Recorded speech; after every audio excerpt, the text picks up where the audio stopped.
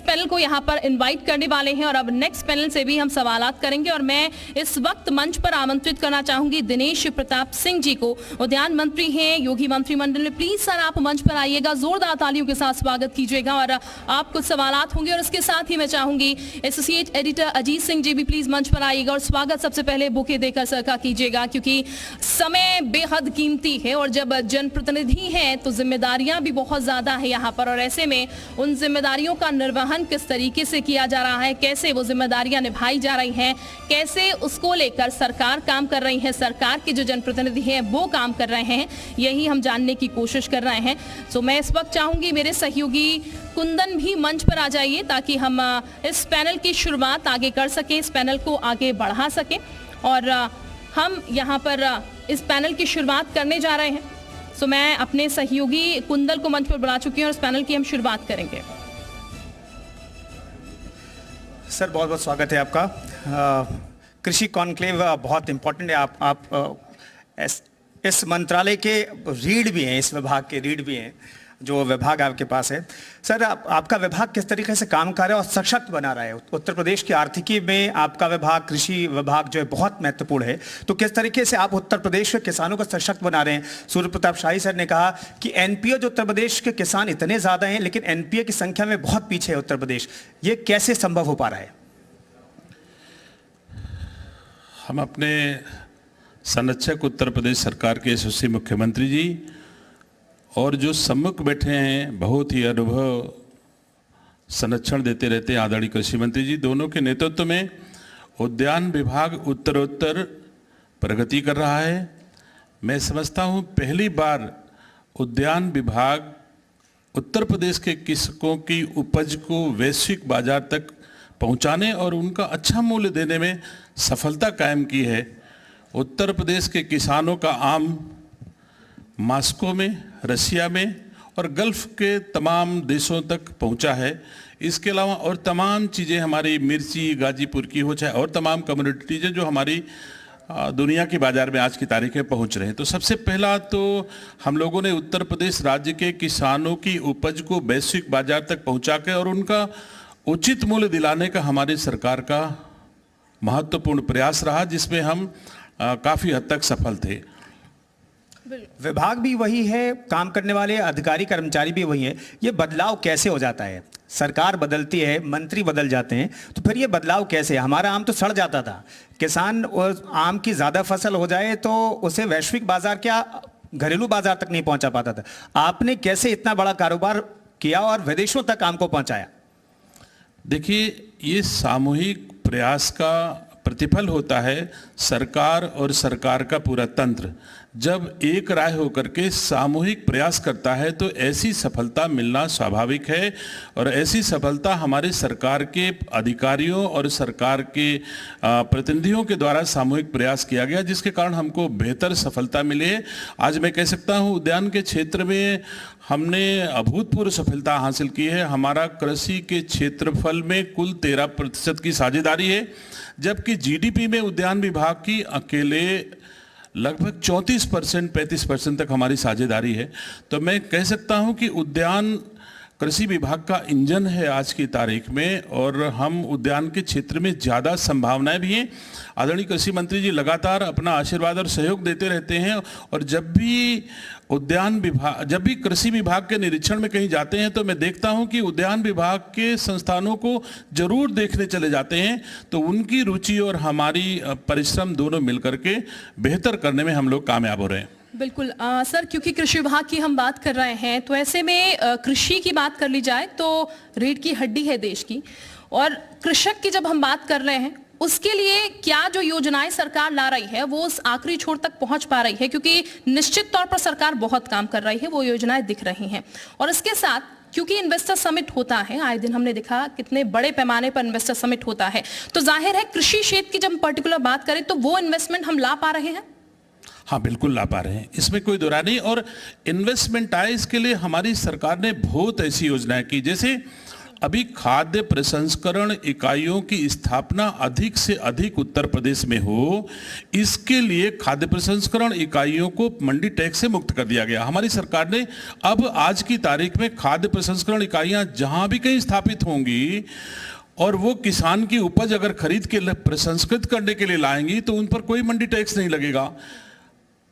इससे पहले होता था कि हमारे उत्तर प्रदेश की सीमा में लोग बिहार में खाद्य प्रसंस्करण इकाइयों की स्थापना कर लेते थे क्योंकि मंडी टैक्स से छूट मिल जाए।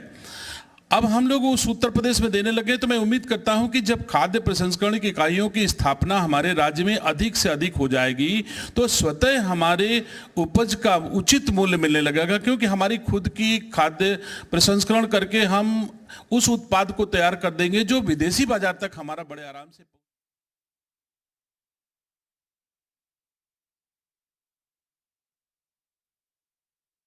करके बढ़िया ब्रांड बना करके अपने भारत के बाजार में और दुनिया के बाजारों में मैंने पहुंचा दिया, तो जो हल्दी का मूल्य 1 रुपए रहा होगा वो हमको 5 रुपए मिल जाएगा। और हमारी जब प्रसंस्करण इकाइयां हमारे उत्तर प्रदेश में स्थापित होंगी तो प्रत्यक्ष और परोक्ष दोनों एम्प्लॉयमेंट भी हमारे राज्य के बेरोजगारों को मिल जाएगा। तो हम राज्य सरकार के लोगों ने मेहनत परिश्रम करके ज्यादा से ज्यादा प्रसंस्करण इकाइयों की खाद्य प्रसंस्करण इकाइयों की स्थापना का उद्देश्य हम लोगों का है। बिल्कुल सर, इस बीच जब आप उपलब्धियों की बात कर रहे हैं तो जाहिर है कि हम विपक्ष की बातें भी सुन लें, और कई ऐसे लोग भी हैं जो कि प्रदर्शन भी करते हैं। हाल ही में राकेश टिकैत की तरफ से कहा गया कि ये जो सरकार है वो किसानों की सुनती नहीं है। आप इम्प्लीमेंटेशन की बात कर रहे हैं, लगातार योजनाओं की बात कर रहे हैं, लेकिन राकेश टिकैत कहते हैं कई ऐसी चीजें हैं किसानों के लिए जो होनी चाहिए वो सरकार कर नहीं रही, और ये सरकार जो है वो सुन ही नहीं रही है किसानों की। देखिए, ये लोकतंत्र है, इसमें किसी को भी अपनी अभिव्यक्ति की आजादी है, लेकिन जिसका परिणाम हमारे देश के सम्मुख है, अगर किसानों के हित में राज्य सरकारों और भारत सरकार ने काम न किया होता तो दोबारा दोनों सरकारें रिपीट हुई हैं और किसानों ने वोट दिया है, जो स्पष्ट करता है कि किसानों के हित में भारत सरकार और उत्तर प्रदेश सरकार दोनों ने काम किया है, इसलिए दोनों सरकारें रिपीट हुई हैं। तो किसान आज की तारीख में भारतीय जनता पार्टी के साथ और भारतीय जनता पार्टी की सरकारों की सेवाओं पर मुहर लगा चुका है। इसलिए राकेश टिकैत को अभिव्यक्ति की स्वतंत्रता के आधार पर कुछ भी कह सकते हैं, लेकिन मैं गर्व से कह सकता हूं कि हमारी दोनों सरकारों ने किसानों के हक में काम किया है, और जिसका उदाहरण है कि हमारी दोनों सरकारें किसानों ने दोबारा बनवाई हैं। फूड प्रोसेसिंग यूनिट का जिक्र, चूंकि ये भी विभाग आपके पास है सर, मैं जानना चाहता हूं आपके विभाग की तरफ से क्या लक्ष्य रखा गया, क्योंकि दो तरफा फायदा होता है। एक तो किसानों को सीधे बाजार मिल जाता है एंड दूसरे रोजगार मिलता है बेरोजगारों को। तो आप लोगों ने टारगेट क्या सेट किया है और उस टारगेट के कितने करीब हैं? देखिए, हम टारगेट तो यहां पर असीमित है।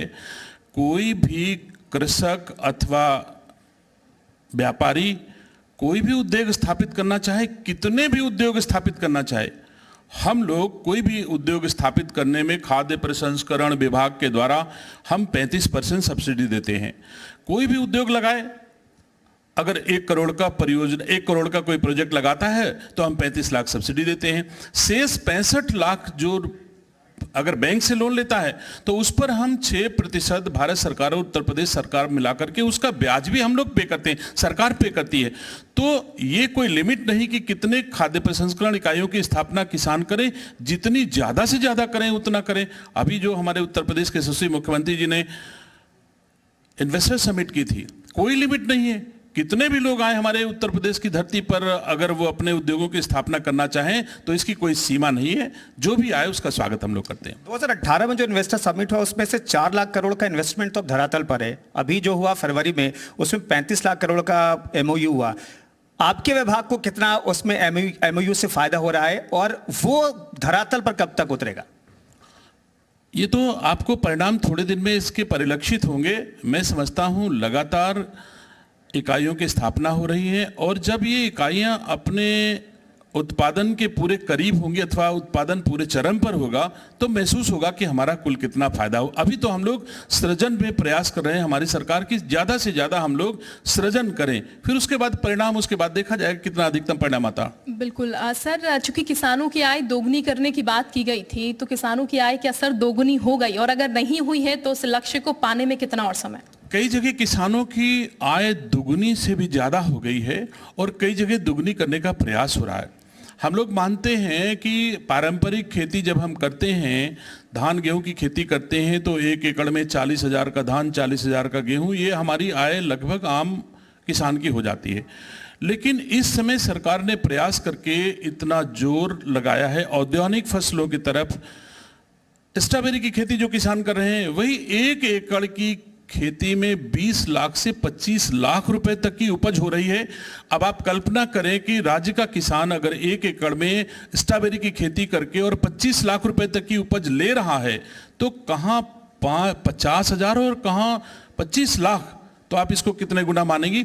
वैसे मैं समझता हूं बहुत सारे क्षेत्र में हमारा उत्तर प्रदेश लगभग 9 क्लाइमेटिक जोन में विभक्त है। हम लोग हर क्लाइमेटिक जोन के लिए अलग अलग उपजों का प्रयास कर रहे हैं, चाहे कि केला के क्षेत्र में हो, हम लोग बड़ा प्रयास कर रहे हैं, आम के क्षेत्र में, सब्जियों के क्षेत्र में, और जो मेडिसिनल खेती है हमारी, हम उसके लिए भी बहुत प्रयास कर रहे हैं, क्योंकि हमने कई राज्यों में देखा है मेडिसिनल खेती के माध्यम से उन राज्यों ने अपनी आय में बढ़ोतरी की है। हम लोग उनका प्रयास करके अब अपने यहाँ ज़्यादा से ज़्यादा मेडिसिनल प्लांट्स की भी प्रयास कर रहे हैं कि हमारी मेडिसिनल खेती भी यहाँ पर हो।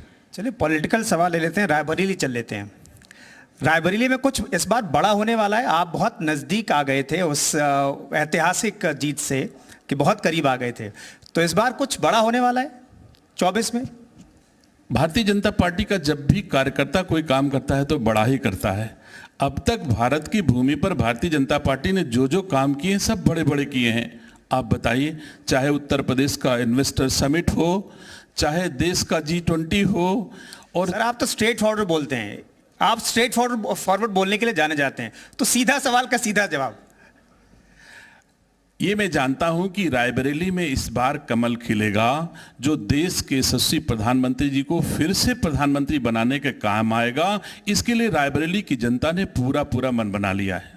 बहुत बहुत धन्यवाद आपका, सीधे सवाल का सीधा सा जवाब दिया, और इसके लिए मंत्री जी आप जाने जाते, बहुत बहुत धन्यवाद। आप व्यस्त शेड्यूल में हमारे वक्त निकाला, आपने विभाग के बारे में जिक्र किया, और आपने एक तरीके से बीजेपी के कार्यकर्ताओं के लिए एक तरीके से आपने बूस्टर डोज दे दिया है कि रायबरेली, जहां पर जीत जो है बहुत मुश्किल कही जाती है, लेकिन बहुत करीब पहुंचे। बहुत बहुत धन्यवाद आपका सर। बिल्कुल, बहुत बहुत शुक्रिया सर। लेकिन मैं चाहूंगी आप मंच पर ही विराजमान रहेगा, और इस वक्त मैं जीत प्रदेश उत्तराखंड के एसोसिएट एडिटर अजीत जी को मंच पर बुलाना चाहूंगी। मोमेंटो देकर सर को सम्मानित किया जाए, क्योंकि कीमती समय आपने सर हमारे लिए निकाला है। बहुत शुक्रिया इसके लिए, और बहुत बेहतर तरीके से, बहुत शालीनता से आपने अपनी बात जो है वो यहाँ पर रखी है। तमाम सवालात जो पूछे गए उनका बहुत बेबाकी से, बहुत शालीन तरीके से उन्होंने यहाँ पर अपने जवाब जो है वो रखे हैं, और इसी तरीके से कार्यक्रम अभी भी आगे बढ़ता रहेगा। कुछ और खास पैनल यहाँ पर हमारे साथ अब आगे जुड़ने वाले हैं, और उन खास पैनल से हम यहाँ पर तमाम सवालात करेंगे। बहुत शुक्रिया सर आपका यहाँ पर आने के लिए और इन सवालात के जवाब देने के लिए। और हम अगले पैनल को